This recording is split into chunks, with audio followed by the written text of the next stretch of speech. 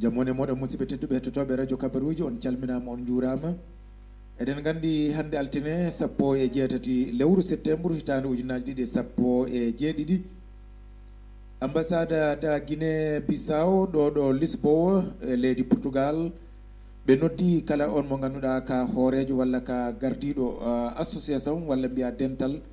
dennagal association ngaji e dennagal dente ɓiɓɓe Guinée Bissau ɗo Portugal ɓe noddanoma hande tawede ɗo tawtorede hono ngal ɗo dental mawgal no feewi tawi dental ngal yahata ko ƴewde juɓɓudi walla wallinde peeje e pehe ɗum woni wallinde ɗum woni lelnude wallinde peeje ngam ñalawma tedduɗo ñalawma Guinée Bissau ñalawma jeytare hono ñalawma heɓtare hono ñalawma indépendance da Guinée Bissau on ɗon ñalawma mo ganduɗa fuɗɗata ko 23 lewru décembre ha e 24 lewru décembre ko ɗum saabi hande ambassadeur o kanko e hoore makko o tawanoma ɗon min mbaɗi hen noon peeje kewɗe e jiyane kewɗe beele maɗum wawa yuɓɓede kadi no hannirtani henne mbiɗen noon nokku o to jogori waɗoyede to mbiɗen jogori waɗede ko 23 ko ɗum men garno heblanade hande ko ñalawma jogorɗo waɗede ñande 23 lewru septembre e ndeɗo hitande nokku o noon nokku concentration on ɗum woni to hawrirte to henne ko parasa du municipio taw ganduɗa hoorema ene huccodiri ɗum woni enfrenti a camara municipal de Lisboa ɗum woni taw ene huccodiri e camara municipal mo Lisboa o hono o heure noon hono woora kawriteɗo ɗum woni hora de concentration dos participantes ɗum woni yimɓeɓe to ɓe jogori hono heure moɓe jogori hawroyde hono woore moɓe jogori hawroyde mbiɗen ko 12 horas ɗum woni 2 heures ɗum woni 14 horas ɗum noon so ɓe gummima ɗon ɓe gummoto ko praça do municipio ko hon noonne kadi rua nova do Almada ko hon noonne kadi rua do Carmo ko hon noonne kadi praça Dom Pedro 4 to Rossio ko noon kadi ha to praça de Figueira musidɓe tedduɓe ɗum noon ko dennagal ɓiɓɓe Guinée Bissau ena nodda ne mbatta participation na primeira parada da guinéyendadi ene wayno ko ngol ɗo laawol gadanol woni ko ambassade ene yuɓɓina ɗum ɗo henna ɗo Guinée Bissau firti ko ambassadeur mo joguiɗen o ko ambassadeur ceebɗo haqqille ko ambassadeur wona tan wiyede ko docteur wona tan wiyede ko gandal ala omo jogui gandal omo jogui kadi ko wiyete ko expérience hono humpito omo jogui noon kadi ko ganduɗa hoorema kadi ko Allah okkimo ɗum woni docteur Elder Vage ko kanko tigui hande yuɓɓini jonde nde tawi noon mbiɗen guila e almameɓe ha e hooreɓe association ngaji ha e artiste aɓe ha kadi e dennagal groupe aji keddiɗi tawanoma ɗon hande kono noon ko janggo on dennan kala association ene hokka toon hande ko wiyete gandanɗa hoorema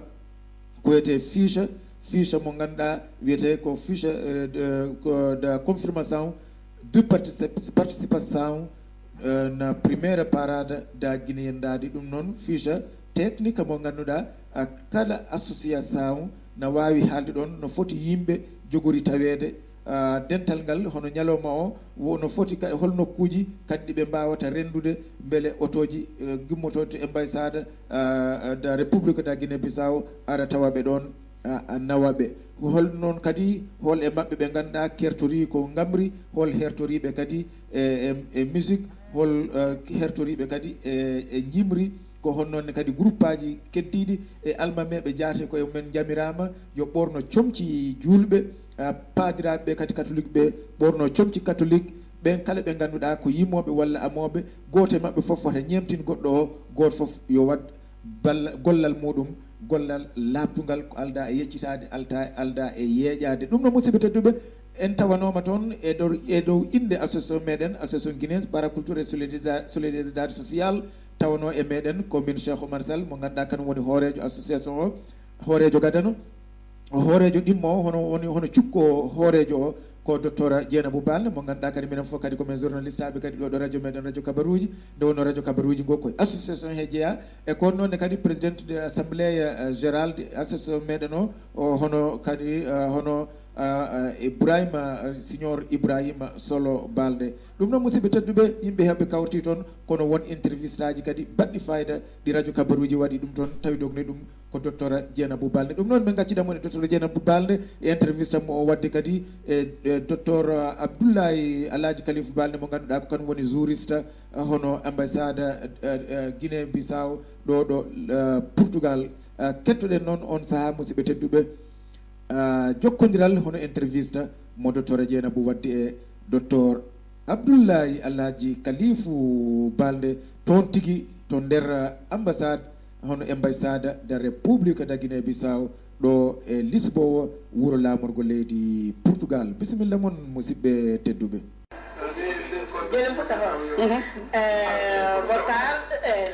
Boa tarde, minha irmãos e minha irmã, tudo gente que não vê no momento. Nós estamos ali na Embaixada de Guiné-Bissau na Portugal.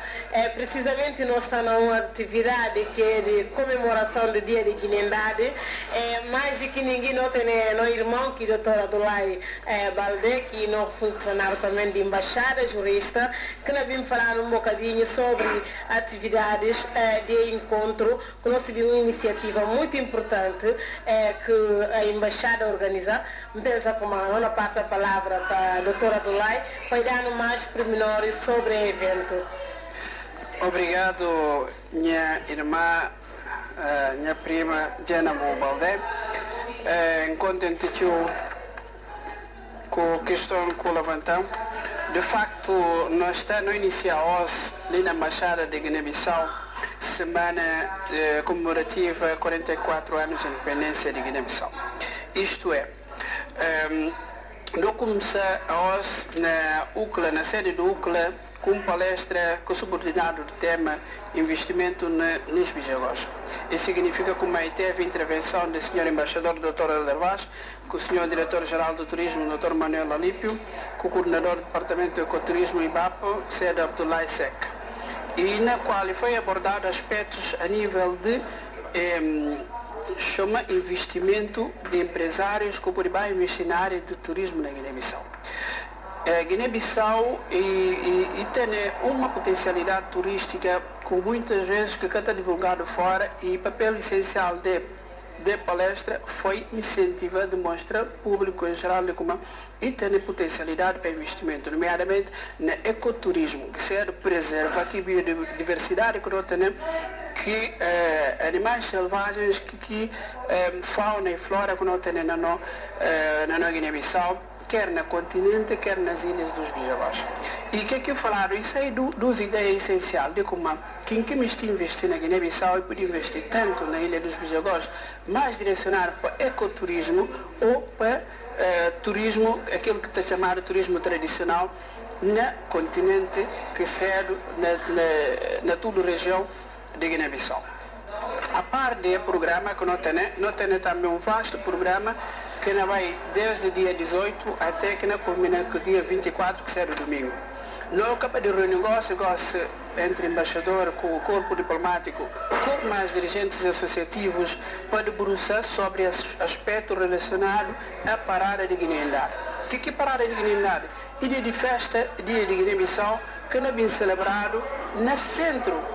de Lisboa, no coração da própria Lisboa, que usa uma atividade que nunca realizaram. Isso significa que uma manifestação cultural, onde nós vamos demonstrar a diversidade étnica, a diversidade cultural, através de cânticos, através de trajes, através de música, através de balés, através de pátria armada, através de outros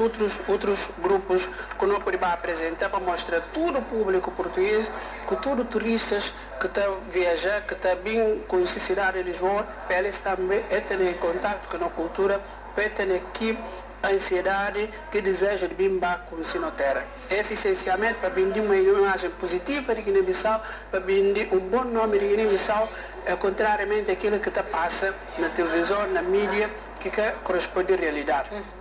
E só um ponto, para além de dirigentes associativos que chamar, e para além de nossa própria comunidade guineense, e também não me siga que parceiros que nós temos, como o próprio portugueses que estão ali, que parceiros que abracei o projeto, que nós um projeto de uma boa iniciativa e que sucesso já só de ser uma iniciativa dessa e portanto mesmo só pode elencar mais alguns instituições que fazem parte do projeto. Entre várias instituições que apoiam a iniciativa, que fazem parte da organização da iniciativa, setembro, mês de independência, comemoração de 44 anos de independência, nós temos, para além de instituições de Guiné-Bissau, governo de Guiné-Bissau, nós temos UCLA, sede que nós vamos fazer é palestra, que é a União das Cidades Capitais de Língua Portuguesa,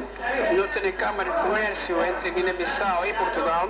nós temos Câmara de Lisboa, nós temos Universidade de Lisboa, nós temos Rádio RDP África, nós temos Embaixada. Para além de apoio de embaixadas, que nós temos também apoio do governo português. Isso significa uma iniciativa amplamente abrangente, que tem todo tipo de apoio e patrocínio para poder demonstrar cultura, festa, guinendade dentro da cidade de Lisboa, para apoiar nós próprios guineenses, para nós sentir orgulho de nós ser guineenses. Muito obrigada, minha irmã, minha irmã, minha família. Bob, que é o doutor Adulai acaba de falar sobre a parada de guinendade, que um projeto, nomeadamente uma semana aqui na Dicuri,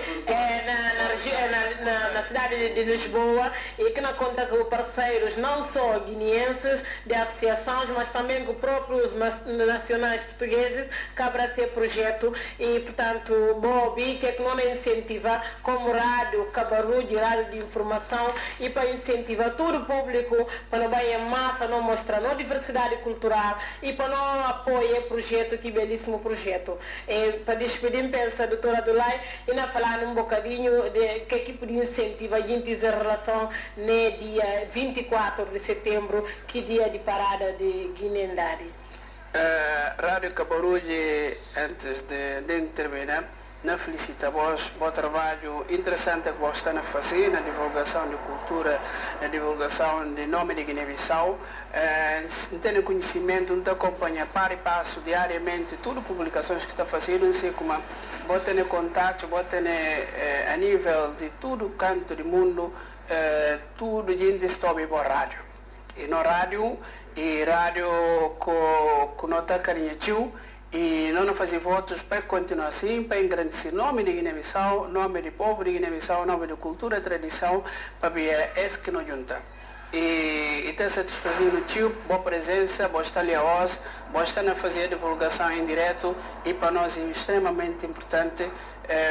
essa atitude, essa iniciativa que bota, né? E nós recebemos sempre com braços abertos, não cooperar com vós na todo tipo de iniciativa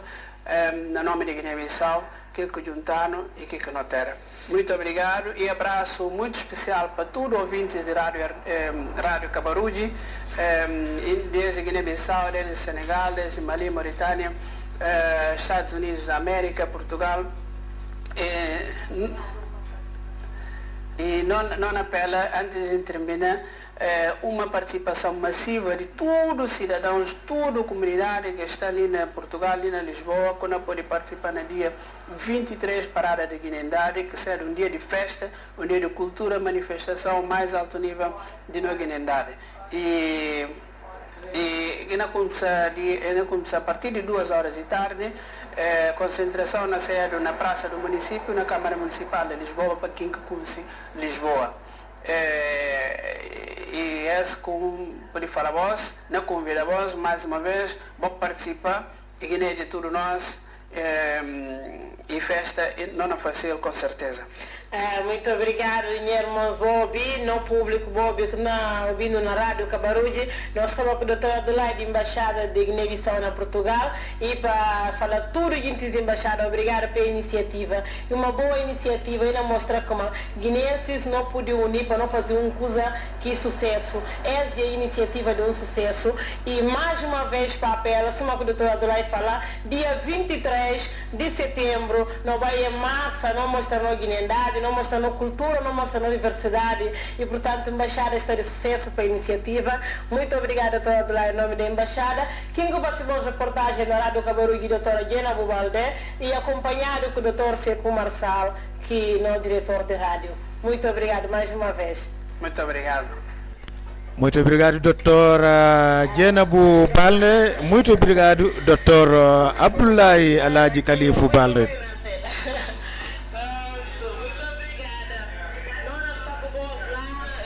Pronto, nós fazemos tudo, esforço de convidar mais gente, de dar divulgação própria na rádio para a gente poder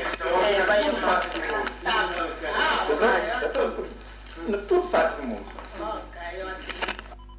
ɗum noon musidɓe tedduɓe ha joni eɗen kedduɗo e docteur Dieynabou Balde journaliste radio kabaruji kanum e docteur Abdoullahi Alaji Khalifu Balde mo ganduɗa kañum woni jouriste ɗo ambassade Guinée Bissau taweteɗo ɗo leydi Portugal. ɗum noon kettoɗen ha hande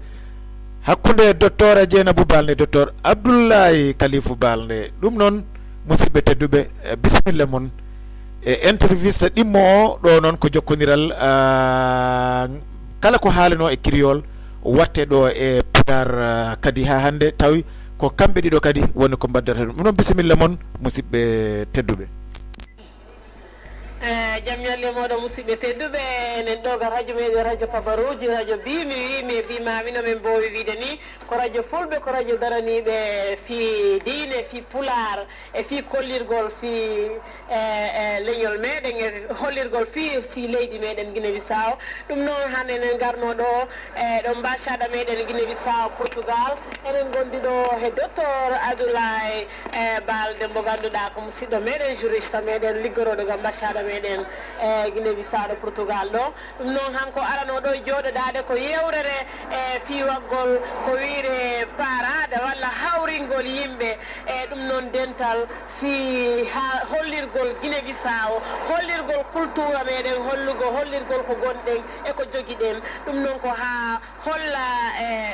portugais ɓe enen kala guinésiɓe eɗen jogui ko heewi ko en kollirani walla ko bawiren hollirde. ɗum noon baɓɓe ɗum organise ɓe ko musidɓe meɗen ɓe mbassaɗa ɗo Guinée Bissau Portugal ɗo gonɗo noon e hoore ɗum ɗon ko docteur Abdoulaye mbawaɗo sifanade seeɗa e fi oɗo haaju gonaɗo e fewjeɗe.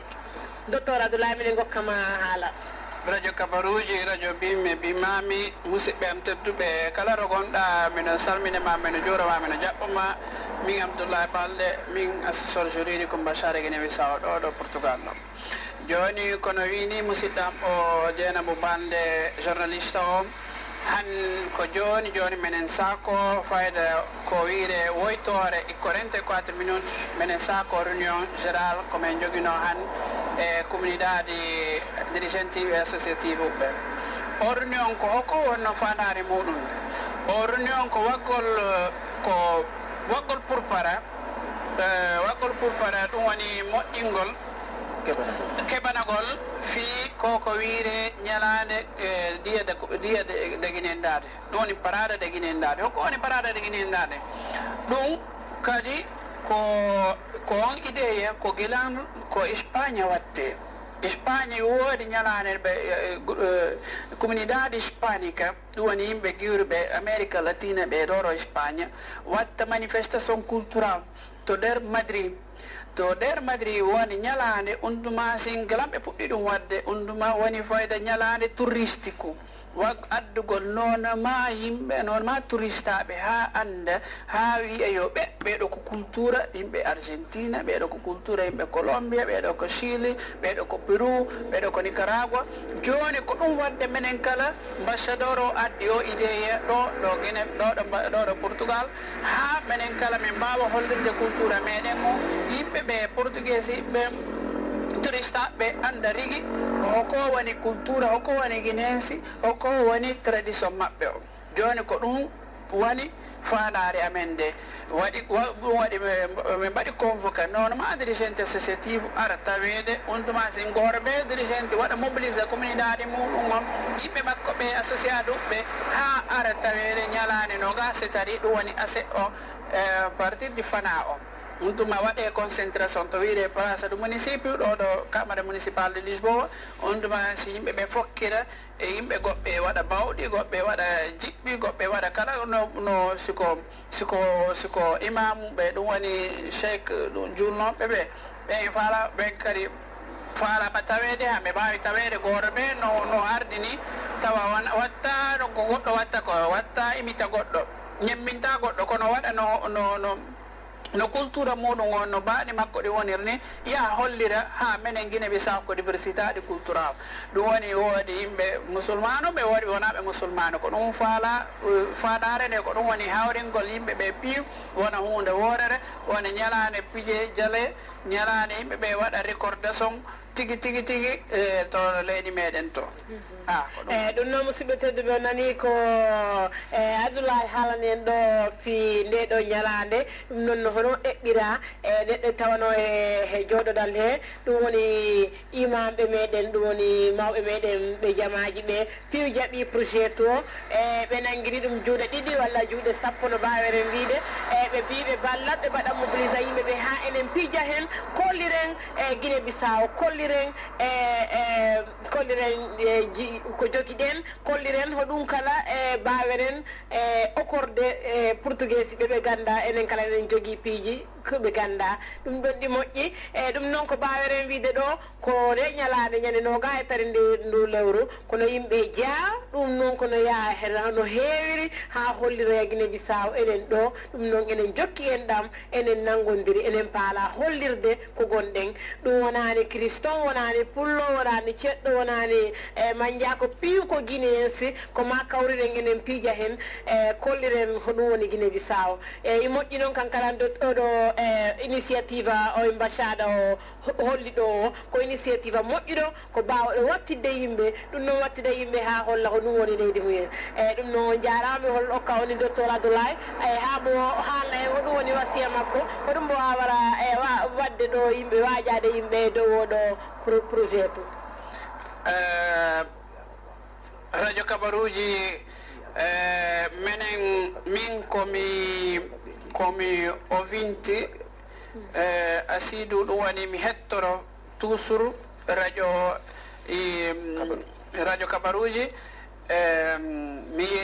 yolde han ko fi occupation ji am ɗi woni ya wara wadde mi waɗa intervention kono ko radio mo mi yiɗi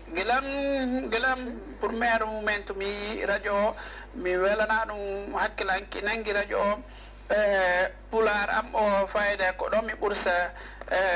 famude mi ɓursa wadde prendi pular am o ha sanga ɗum ɗon kam mino jaari onon piiw directeur radio Sékou Oumar Sall mino jaari Dieynabou Baldé e no wayi noon onon piiw kala ɓaɗo leɓoɗo ga radio ɓaɗoɗo intervention pular muɗum omi heɗoro ɗum ha sanga ha min kala mi wawata o pular o e selli ɗum ɗon kan ko vantage an mino salmina kala goɗɗo kettoroɗo radio kabaruji mino andi radio o hette Guinée Bissau Sénégal Gambie Mali Mauritanie Angola Europe ga America mino andi piiw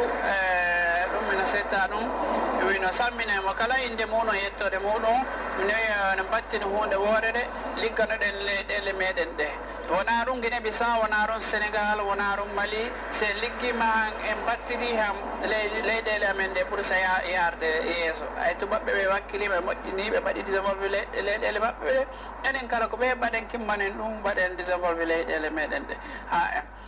alhamdulillah eyyi ɗum noon ɗi fof ɗum komi falnama landa ɗo ko mbiɗa yo yimɓe buynoddano e ngal kawrirgal imame emen ɓe hawa haalɗo jamaji garɗiɗi hoɓe maɓɓe gari ɗum ɗon ɗi moƴƴi ha yimɓe kala ganda ko maɓɓe kala ɓe garno ɓe tawa ɓe ɗali konngol maɓɓe o projet tuji min tamno imamu ɓe jaliɓe min tamno kala dirigente associative min tamno jalijo meɗen mawɗo tedduɗo biireɗo Boubacar Diamanka mbo arno men ɗo waɗɗe représente min tamno dirigente associative ɗum woni association solidaridade guinéense ɗum woni Sékou Oumar Sall Dieynabou Baldé min tamno association Filles Amigos Farine ɗum woni Edouardo Diallo minen tamno association de filles Ikka-Ñob Ikka-Yo ɗum woni Hernando da Costa minen tamno kala association de filhos de Pachana, do woni Kemilu Balde. Imamuji meɗen ɗi min jogino Cheikh Ibrahim Seydi Tapada das Mercês, min jogino imam Cheikh Ammasare Kulina Zusol, min jogino kalambo Kasengo imam Embalo, inde makko nde mi Yaya Balde wala ko Mbalo? Yaya Balde. Bisimilla. Min jogino association ɗi studantiɓe ɗum woni janngoɓe maɓɓe kala représentative maɓɓe kewnoron. Alhamdulillah Allah waɗi réunion o dogi no feewi min aɗondiri wondema si Allah jaɓi mobilisation waɗat ñandade nogase tari yimɓeɓe heewat toon goore ɓe waɗa représenté ko hono way no ɓornirto no haaldara no wondira yimɓeɓe yiya hollira on tuma sin ɗum woni festa ɗum woni ñalade Guinée Bissau ñalade culture Guinée Bissau ñalade ko mbiɗe ga créole ka guinendade. ɗum noon jarama musidɓe tedduɓe o nani ko docteur Abdoulaye haalani en ɗo ɗum noon ko fillani en fi ngal ɗo kawrigal mbiya jarama none tawaɗo hewɗo projet ɗum woni camara municipal de Lisboa jaliɓe men ɓeɗo e bini Boubacar Diamanka ɗum noon imama men ɓe piimi limtara hay goto mabɓe piino foti fodderino docteur Abdoulaye limtini mabɓe fof ɓe jarama association ji ɗi jarama piiwɗo ko mbaweren wiide kono en nanggu présidente meɗen assemblée ɗumanti Ibrahima Balde ko ma wakkal wiyemo jarama ko mbawi mbo tawa e ngal dontal ɗo ɗum noon on jarama piirone nanoɗo men ɗoɓe mbiyoyo ɗum ɗo waɗat ñalade moƴƴere ɗum noon ñalade jokkere en ɗam minen tori no yimɓe jeeya kawrira e muɗum ɗum noon kollira ko ɗum woni Guinée Bissau ko ɗum joguiɗen ko mbaweren hollirde on jarama musidɓe tedduɓe ko waɗani on noon jokkodiral ngal ko Dieynabou Balde journaliste moɗon wondande en noon Cheikh Oumar Sall makko woni directeur radio ngo ɗum noon Ousmane Balde ro masiŋaji ɗo Ousmane Diallo journaliste meɗen mo coftal ɓalli on jarama boy musidɓe tedduɓe ha en sayi goɗɗo.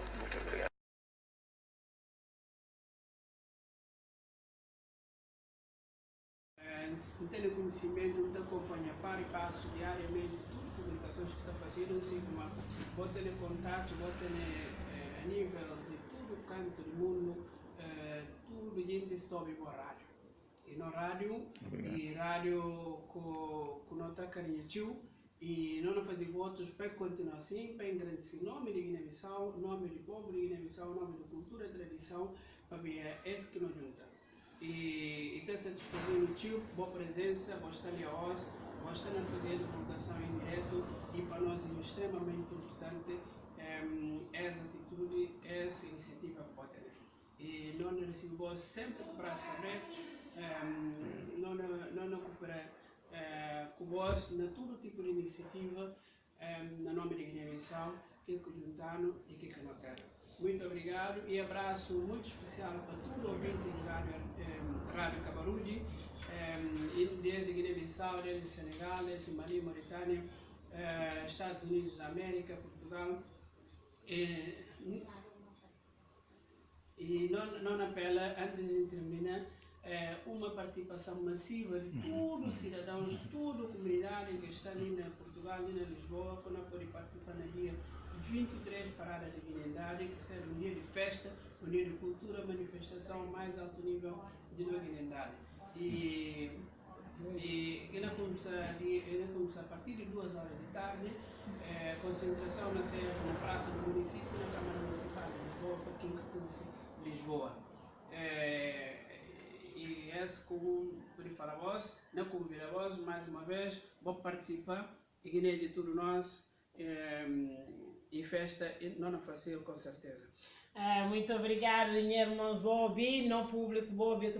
ouvindo na rádio Cabaruji. Nós somos com o doutor Abdoulaye, de Embaixada de Guiné-Bissau na Portugal. E para falar tudo gente de Embaixada, obrigado pela iniciativa. Uma boa iniciativa e não mostra como guineenses não podiam unir para não fazer uma coisa que sucesso. Essa é a iniciativa de um sucesso. E mais uma vez para apelo, assim como o doutor Abdoulaye falar, dia 23 de setembro, não vai massa, não mostra no Guinendade, não mostra no cultura, não mostra na universidade e, portanto, a Embaixada está de sucesso para a iniciativa. Muito obrigada, doutor Abdoulaye, em nome da Embaixada. Quem que vai fazer reportagem na Rádio Cabaruji, doutora Dieynabou Balde, e acompanhado com o doutor Cheikh Oumar Sall, que no diretor de rádio. Muito obrigado mais uma vez. Muito obrigado.